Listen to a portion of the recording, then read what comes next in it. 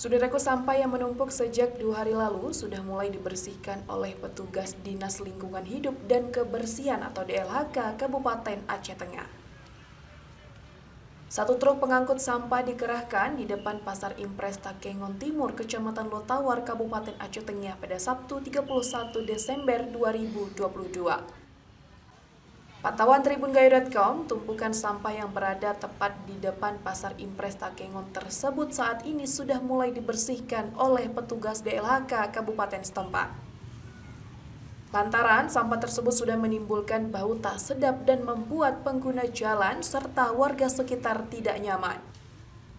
Sampah tersebut sudah 2 hari tidak diangkut oleh petugas kebersihan DLHK. Pasalnya, gaji petugas kebersihan tersebut belum dibayarkan semenjak bulan November lalu. Menurut informasi yang dihimpun tribungayu.com di lokasi, Iwan Dais yang merupakan petugas kebersihan DLHK mengatakan biasanya sampah ini diangkut setiap hari pada pukul 7 waktu Indonesia Barat. Ia juga mengatakan sudah 2 hari sampah tidak diangkut dikarenakan mereka belum menerima gaji semenjak bulan lalu, sehingga beberapa supir pengangkut mobil sampah itu mogok kerja.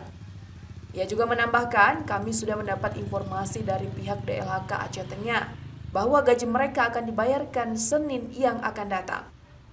Seperti diberitakan sebelumnya, pemandangan tak mengenakan tampak di Jalan Sengeda dan seputaran Kota Takengon pada Jumat 30 Desember 2022. Di pinggir jalan terdapat tumpukan sampah yang menyebabkan bau tak sedap dan menyebabkan ketidaknyamanan para pengguna jalan dan masyarakat sekitar. Dari Aceh Tengah, Kiki Adelia, Tribun Gayu.